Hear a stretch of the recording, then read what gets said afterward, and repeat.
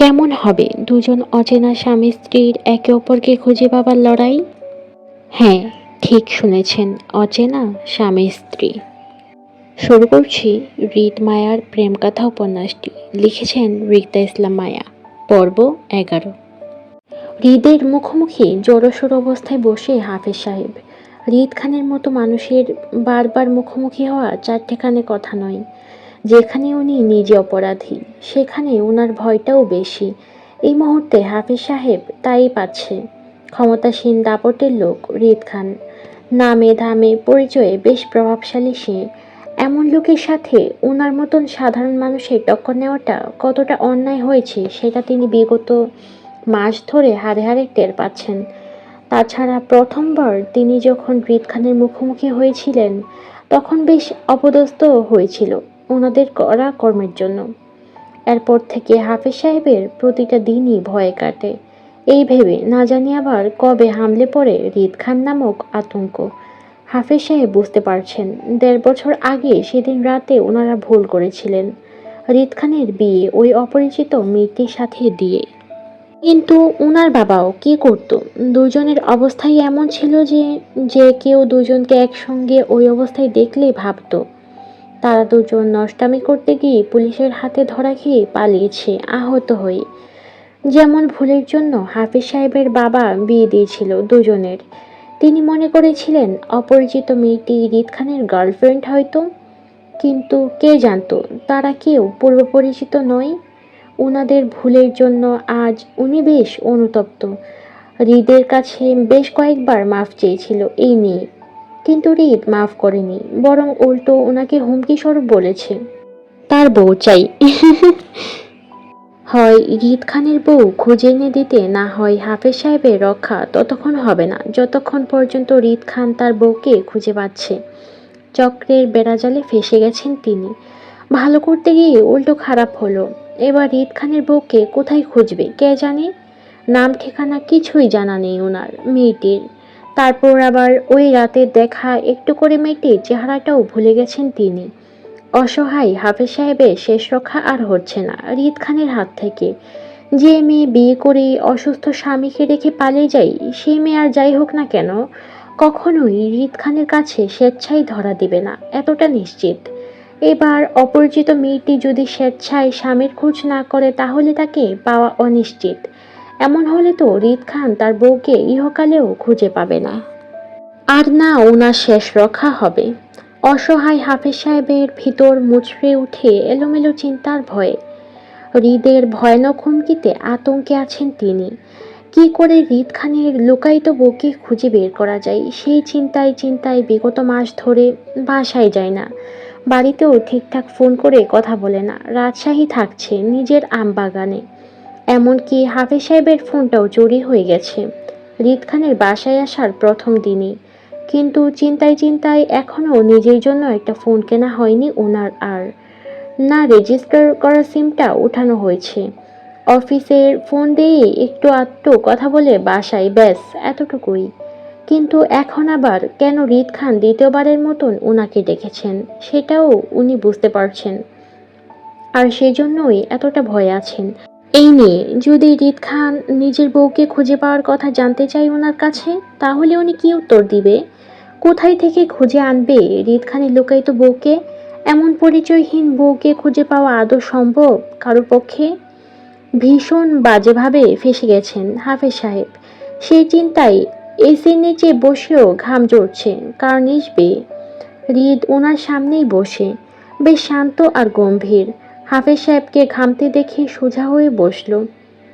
টি টেবিলের উপর কফির মগটা হালকা হাতে হাফেজ সাহেবের দিকে এগিয়ে দিতে দিতে বলল, রিল্যাক্স হাফেজ সাহেব, ভয় পাচ্ছেন কেন? আমি কিছু করছি? করি নাই তো। আপাতত আপনাকে কিছু করার ইচ্ছেও নেই আমার, তবে বউকে খুঁজে না পেলে অবশ্যই করব। রক্ষা নেই। নিন এবার কফিটা খান, আর মনোযোগ দিয়ে আমার কথা শুনুন। কিছু প্রশ্ন করব, ঠিকঠাক উত্তর দিবেন। কিছু প্রশ্ন করব, ঠিকঠাক উত্তর দিবেন। তারপর কপাল ভালো থাকলে সুস্থ সবল বাসায় ফিরবেন, আর নয়তো আপনি আর ভাগ্য যা আছে তাই। হৃদের হিয়ালি কথায় হাফেজ সাহেবের ভয় আরো জোরালো হলো। এমন ভয়ানক হুমকিতে উনার গায়ের পশম কাটা দিয়ে উঠল। জড়সড় অবস্থায় বসে থেকেও মৃদু কম্পন দেখা গেল ওনার পায়ে। শুকনো গলা হাহা করে করল তৃষ্ণার তোপে। তৎক্ষণাৎ তিনি ঠোঁট নাড়িয়ে কিছু বলতে গিয়েও গলা চেপে আসলো অদৃশ্য ভয়ে। হৃদ হাত বাড়িয়ে কফির মগটা এগিয়ে দিয়ে পুনরায় গা এলিয়ে সোফায় বসতে বসতে হাফেজ সাহেবের কাছে মনের দুঃখ প্রকাশ করার মতো হতাশ গলায় বলল, বুঝলেন হাফেজ সাহেব, বিয়াদব বউয়ের চক্রে ফেসে গেছি আমি। না তাকে হাতে পাচ্ছি আর না শান্তিতে থাকতে পারছি। এমনকি শান্তিতে ঘুমাতেও পারছি না, প্রচুর ডিস্টার্ব করে স্বপ্নে। আচ্ছা আপনিই বলুন, এমন ডিস্টার্বের বউ কি কারো হয়? আপনার বউ কি আপনাকে ডিস্টার্ব করে? আমার বউয়ের মতো বেয়াদব মহিলা? হৃদের হতাশায় বিস্মিত হাফেজ সাহেব। শক্তপোক্ত হৃদ খানও যে কারোর জন্য এতটা ছটফট করতে পারে সেটা তিনি আজ নিজের চোখে দেখল। এত হুলস্থুল করে কেন হৃদ খানের বউকে চাই এবার তিনি বুঝতে পারছেন। তারপর মুখে কিছু বললেন না হৃদের ভয়ে, শুধু হৃদের কথায় অসম্মতি দিয়ে মাথা নাড়িয়ে না বোঝার যার অর্থ ওনার বউ বেয়াদব নয়, হৃদের বউয়ের মতন। হাফেজ সাহেবের সম্মতিতে হৃদের হিয়ালিপনা আরো বাড়ল। দায় সারা গলায় বলল, এই জন্য তো বিয়াদব বউকে লাগবে আমার, স্বামীর দায়িত্ব পালন করাবো, বউ পিটিয়ে সভ্য বানাবো। আপনি বরং ঝটপট আমার কিছু প্রশ্নের উত্তর দিন। জড়সড় অবস্থায় কোনো রকম উত্তর করলো হাফেজ সাহেব। বলল, জি। গুড। তুই সোজা কথায় আসি। আপনারা যে মেয়েটির সাথে আমার বিয়ে দিয়েছিলেন, মানে আমার বউ, তার কাছে কি কোনো রকম ফোন দেখেছিলেন সেদিন রাতে, বা কারো নাম শুনেছেন মেয়েটির মুখে? হৃদের প্রশ্নে তৎক্ষণাৎ উত্তর করলো না হাফেজ সাহেব, বরং কপাল কুঁচকে সময় নিয়ে চিন্তা করলো সেদিন রাতে মেয়েটির কাছে তার কোনো ফোন দেখেছিল কিনা। ওনার যতটুকু মনে পড়ে মেয়েটির কাছে কোনো ফোন ছিল না, বরং উল্টো মেয়েটি ওনার কাছে ফোনের জন্য সাহায্য চেয়েছিল, কোথাও ফোন করতে। তবে মেয়েটির মুখে কারো নাম শুনেনি তিনি। হাফেজ সাহেব সময় নিয়ে অনেকটা ভেবে মনে করতে চেয়ে হৃদের প্রশ্নের উত্তরে বলল, না স্যার, মেয়েটির কাছে কোনো ফোন ছিল না, আর না কারো নাম শুনেছি। বরং মেয়েটি আমার ও আমার স্ত্রীর কাছে ফোনের জন্য সাহায্য চেয়েছিল, কোথাও ফোন করতে, খুব সম্ভবত নিজের পরিবারের কাছে হবে। আপনারা ফোন দিয়েছিলেন? জি। অধৈর্যের ন্যায় হৃদ শুধালো, মেয়েটি কোথায় ফোন দিয়েছিল, শুনেছেন কিছু? না স্যার, আমি বলতে পারবো না কিছু। আমার ওয়াইফ মেয়েটিকে আমার ফোন দিয়েছিল বাসায় ফোন করতে, এবার আমি বলতে পারবো না মেয়েটি সেদিন ফোন দিয়েছিল কিনা। হাফেজ সাহেবের কথায় তৎক্ষণাৎ কিছুই বলল না হৃদ, বরং ধীরে হৃদকে গম্ভীর থেকে আরো গম্ভীর দেখালো। বেশ কিছুক্ষণ চুপ করে গম্ভীর গলায় বলল, আপনার ফোনটা আমাকে দিন। হৃদের গম্ভীর কথায় কাচুমাচু করে হাফেজ সাহেব বলল, আসলে স্যার, আমার ফোনটা চুরি হয়ে গেছে আপনার বাড়িতে প্রথম দিন আসতে গিয়ে।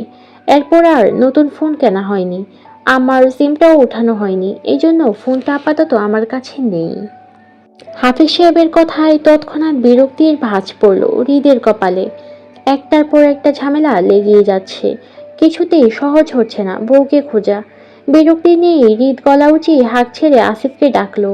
বাহিরেই ছিল আসিফ। হঠাৎই হৃদের হাঁক ছাড়া ডাকায় তৎক্ষণাৎ দৌড়ে আসলো সে। হাফেজ সাহেব হৃদকে আসিফকে ডাকতে দেখে ভয়ে সিটিয়ে যায়। এক মুহূর্তের জন্য তিনি মনে করেছিলেন এই বুঝি হৃদ আসিফকে ডাকছে ওনাকে বন্দি করার জন্য, কিন্তু হৃদ তেমন কিছুই করলো না। বরং আসিফ আসতেই হৃদ নিজের তীক্ষ্ণ বুদ্ধি খাটিয়ে বলল, আসিফ, হাফেজ সাহেবকে নিয়ে যা তোর সাথে। প্রথমে ওনার রেজিস্টার সিমটা উঠাবি, তারপর 2017 সালের নভেম্বরের 2 তারিখ থেকে 3 তারিখের সকল কল রেকর্ড বের করবে সিম অফিস থেকে। এরপর সময় ধরে নভেম্বরের 2 তারিখ রাত 9টার পর থেকে নভেম্বরের 3 তারিখ সকাল 6টা পর্যন্ত বিগত 10 ঘন্টার যতগুলো কল লিস্টে থাকবে সবগুলোর একটা করে তালিকা করবি। কারণ আমরা হাফিজ সাহেবের বাসায় রাত 9টার পরে উঠেছিলাম, আর তোর ভাবি আমাকে রেখে পালিয়েছিল খুব সম্ভবত সকাল 5টার আগে। মেয়েটি অপরিচিত এলাকায় একা তো পালাতে সাহস করবে না, তাই নিশ্চয়ই কেউ নিতে এসেছিল, যাকে তোর ভাবি সে রাতে ফোন করে বলেছিল নিতে আসতে। এবার তার নাম্বারও অবশ্যই থাকবে কল লিস্টে। এই জন্য শুধু ওই রাতের কল রেকর্ডটা চাই। তুই সেই রাতে লিস্টে থাকা নাম্বারগুলোতে একটা একটা করে সবাইকে কল দিয়ে জিজ্ঞাসা করবি রিক্তা ইসলাম মায়া আছে কিনা। যদি পরিবারের কেউ হয় তাহলে অবশ্যই বলবে আছে। আরেকটা কথা, লিস্টে যদি কোনো সন্দেহজনক নাম্বার দেখিস যে একই নাম্বার থেকে বেশ কয়েকবার কল আসা যাওয়া করছে এমন, তাহলে অবশ্যই সেটা আমাকে জানাবি। আমি নিজে কল দিব। মনে থাকবে? জি ভাই। আসিফ তৎক্ষণাৎ সম্মতি দিয়ে তাকালো হাফেজ সাহেবের দিকে। আপনি আমার সাথে আসুন। বিস্মিত হাফেজ সাহেব ঘোর ভাঙল আসিফের ডাকে। তিনি বিস্মিত নয়নে তাকিয়েছিল হৃদের দিকে। হৃদ খানের তীক্ষ্ণ বুদ্ধি সম্পর্কে এতদিন মানুষের কাছে শুনে এসেছে, আজ নিজের চোখে দেখল। হাফেজ সাহেবের তো কখনো মাথায় আসেনি যে এমনভাবেও কাউকে খোঁজা যায়। সেটি হাফেজ সাহেব কিছুটা আশ্বস্ত হলো এই ভেবে যে এবার হয়তো মেয়েটির আসল পরিচয় পাওয়া যাবে অবশেষে। যদি মেয়েটি সে রাতে কোথাও ফোন করে থাকে তাহলে অবশ্যই কল লিস্টে থাকবে, আর এতে হাফেজ সাহেবও রক্ষা পাবে হৃদ খানের কবল হতে। কিন্তু অপরিচিত মেয়েটির জন্য বেশ মায়া হলো ওনার। আহা বেচারি, এখনো জানেই না সে কার হাতে পড়েছে। হৃদ খান যা মানুষ, এই জীবনেও রক্ষা দিবে না মেয়েটিকে। এত হুলস্থুল পাকিয়ে বউকে খুঁজে সহজে ছেড়ে দিবে, এটা চিন্তা করাও ভুল। অবশ্যই হৃদ খান নিজের কাছে রাখার জন্যই এত অধৈর্য হয়ে বউকে খুঁজছে। তবে আল্লাহ মেয়েটি সহায় হোক, অন্তত হৃদ খানকে সারা জীবন হজম করার মতো ধৈর্য দান করুক, আমিন। হাফেজ সাহেব আসিফের পেছন যেতে যেতে মনে মনে বেশ করে দোয়া করলো হৃদের অপরিচিত বউয়ের জন্য। সকল তথ্য জোগাড় করতে করতে রাত 1টার ঊর্ধ্বে গেল সময়। হাফেজ সাহেবের সিমের কল রেকর্ডের লিস্ট এখন আসিফের হাতে। সেটাই মূলত হৃদকে দেওয়ার জন্যই হৃদের বাড়িতে ঢুকলো আসিফ। সারাদিন এই বিষয়ে তথ্য জোগাড় করতে করতে সময় পার হলো তার। তারপরও বিন্দুমাত্র বিরক্তির রেশ দেখা গেল না আসিফের চেহারায়। বরং হৃদের দেওয়া কাজগুলো ঠিকঠাক করতে পেরে সন্তুষ্ট সে। হাতে থাকা কল লিস্টের কাগজটার পর পর কয়েকবার চোখ বুলালো আসিফ। হৃদের কথা মতো 2 তারিখ থেকে 3 তারিখের রাত থেকে সকাল অবধি সকল কল রেকর্ড ডেল লিস্ট বের করলো। সর্বমোট 20টার মতো, যার মধ্যে 4টা ছিল হাফেজ সাহেবের অফিস কল, 2টো ছিল পারিবারিক কল, বাকি 2টো আসিফের নাম্বার থেকে দেওয়া হৃদের কল, যেটারই 3 তারিখ সকালবেলা 7টার দিকে করেছিল ওকে। কিন্তু বাকি 12টা কলই ছিল একই নাম্বার থেকে আদান প্রদান করা, তাও রাত 3টা থেকে ভোর 5টা পর্যন্ত করা সবগুলো। আসিফের যদি খুব বেশি ভুল না হয়ে থাকে তাহলে এই নাম্বারের অনুসন্ধান করলেই পাওয়া যাবে হৃদ ভাইয়ের হারিয়ে যাওয়া বউকে। নিশ্চয়ই মেয়েটি তার কোনো আপনজনকে ফোন করেছিল এই নাম্বার থেকে, এমনটাই আসিফের ধারণা। আর এই জন্যই আসিফ সন্দেহভাজন নাম্বার দেখে হৃদের কাছে নিয়ে যাচ্ছে, কারণ হৃদ ভাই বলেছিল তাকে কোনো নাম্বারে সন্দেহ থাকলে নিয়ে যেতে তার কাছে। হৃদ নিজে কল করবে সেই নাম্বারে। আর লিস্টে থাকা বাকি নাম্বারগুলোতে আসিফ নিজের কল করে সকল তথ্য জোগাড় করেছে, ভালোভাবেই করেছে। সেই নাম্বারগুলোর মধ্যে কেউই রিক্তা ইসলাম মায়া নামে কোনো মেয়েকে চিনে না, এটাও শিওর করেছে আসিফ। ভাই, কাজে বিঘ্ন ঘটায় মোটা ফাইলের উপর থেকে হালকা কপাল কুঁচকে চোখ তুলে আসিফের দিকে তাকাই হৃদ। তখনই চোখে পড়ল আসিফের ক্লান্ত মুখখানা। এত রাতে হঠাৎ আসিফের উপস্থিতিটা তখনও বুঝল না হৃদ, তাই হালকা কপাল কুঁচকে তাকিয়ে থাকলো আসিফের দিকে জিজ্ঞাসু দৃষ্টিতে। আসিফ হৃদের দৃষ্টির মানে বুঝতে পেরে আস্তে করে হাতে থাকা কল লিস্টের কাগজটা হৃদের দিকে এগিয়ে দিতে দিতে বলল, ভাই আপনার কথা মতো এখানে হাফেজ সাহেবের কল রেকর্ড আছে সেদিন রাতের, আপনি একটু চেক করে নিন। হৃদের কুঞ্চিত কপালের ভাঁজ শিথিল হলো মুহূর্তেই। বুঝতে পারলো আসিফের হঠাৎ মধ্যরাতে আগমনের কারণটা। হৃদ মুখে কিছু বলল না, আর না বিরক্তি প্রকাশ করলো, শুধু গম্ভীর হাত বাড়িয়ে কাগজ দুটো নিল নিজের কাছে। কালো গুটি অক্ষরে প্রিন্ট করা নাম্বারগুলোতে চোখ বোলাতে আসিফ পুনরায় বলে ওঠে, ভাই এখানে টোটাল 20টা নাম্বারের মতন আছে সেদিন রাতের। 4টা হাফিজ সাহেবের অফিস কল ছিল, 2টো পারিবারিক কল, আর লাস্ট 2টো কল আপনি আমার নাম্বারে করেছিলেন। আমি সবগুলো নাম্বারেই ফোন করে শিওর হয়েছি, শুধু একটা নাম্বার ছাড়া কল লিস্টে পরপর 12টা কল রেকর্ড আছে একই নাম্বার থেকে, তাও রাত 3টা থেকে ভোর 5টার সময়ে করা সেগুলো। আমার মনে হয় কি ভাই, এই নাম্বারেই সেদিন রাতে হয়তো ভাবি ফোন করেছিল কাউকে। আপনি এই নাম্বারে কল করলে হয়তো ভাবির খোঁজ পাওয়া যেতে পারেন। আসিফের কথা শেষ করার আগে গম্ভীর গলায় আওয়াজ তুলল হৃদ। শক্ত গলায় বলল, তোর ফোন দে। জি ভাই, নিন। হাতের ফোনটা তৎক্ষণাৎ হৃদ খানের দিকে এগিয়ে দিল আসিফ। ফোন হাতে পেয়ে যেন হৃদের গম্ভীরতা আরো বাড়ল।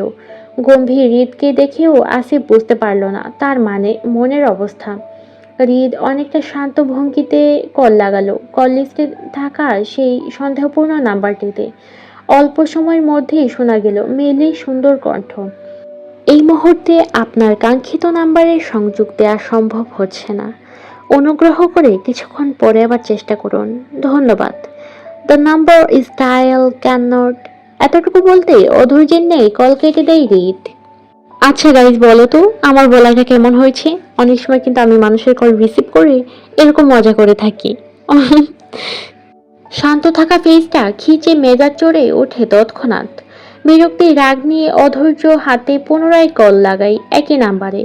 কিন্তু এবারও সেম কথাটাই বলল ফোনের ওপাশে মেয়েটি। হৃদ মেজাজ হারালো ওর আগে, তাই খিচে ঠাস করে ফোনটি সামনে টি টেবিলের উপর ছুঁড়ে মারতে মারতে বলল, আই সোয়ার আসিফ, তোর বিয়াদব ভাবিকে খুঁজে পেলে আমি তাকে আরো দুটো থাপ্পড় বেশি মারবো। আমাকে এত হেনস্থা করার দায়ে আমার ধৈর্যের পরীক্ষা নিচ্ছে সে। বিয়াদব বউ কোথাকার। কথাগুলো রাগের মাথায় বলেই রি রি করে উঠে দাঁড়ালো মেজাজে। শান্ত থাকা মানুষটা যেন হুট করেই অশান্ত হয়ে উঠল। শেষ আশার আলো নিভে যেতে শেষ ভরসা ছিল এই নাম্বারটা, এবার এটাও বন্ধ।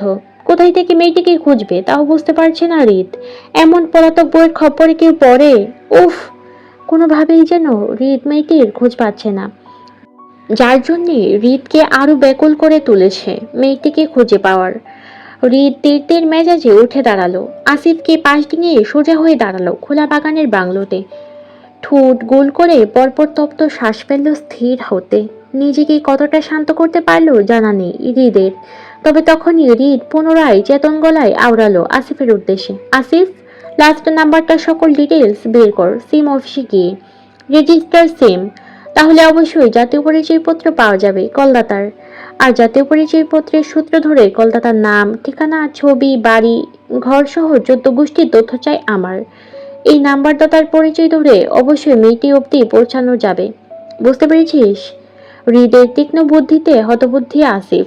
এতটা গভীর ভাবে আসিফের কল্পনাতেও চিন্তা আসেনি যে এভাবেও কাউকে খুঁজে বের করা যায়। হতবুদ্ধি আসিফ হৃদের খিচে থাকা চেহারাটার দিকে অবাক চোখে তাকিয়ে মাথা নাড়িয়ে সম্মতি জানায়, জি ভাই বলে। আসিফ জায়গা ছেড়ে প্রস্থান করতেই হৃদ পকেটে দুহাত গুজে দাঁড়ালো সোজা হয়ে। শক্ত মেজাজে দাঁতে দাঁত পিষে আওড়ালো, অনেক তো পালালেন ম্যাডাম, তা পারলে এবার আমার হাত থেকে নিজেকে বাঁচিয়ে দেখান। আপনার পায়ের শিকল টানবো আমি, দেখি আপনি আর কতটা দৌড়াতে পারেন আমার থেকে। যদি আপনি আমার সন্দেহ করা মানুষটা হন তাহলে আই সোয়ার প্রাণ নিয়ে বাঁচতে পারবেন না আপনি। জান খেয়ে ফেলবো, তারপর নিস্তার দেব না। উফ ভাই, এটা কি ছিল? শেষ হলো হৃদমায়ের প্রেমগাথা উপন্যাসটির 11তম পর্ব। সত্যি জ্যোৎস্না পর্বটা আজকে চেষ্টা করেছি একটু ভিন্নভাবে প্রেজেন্ট করার জন্য। আপনাদের কাছে কেমন লেগেছে অবশ্যই কমেন্ট করে জানাবেন। একটু স্লোলি বলেছি আজকে, একটু ইমোশন আবেগ বেশি দিই। তো কেমন লেগেছে জানাতে কিন্তু ভুলবেন না। ধন্যবাদ।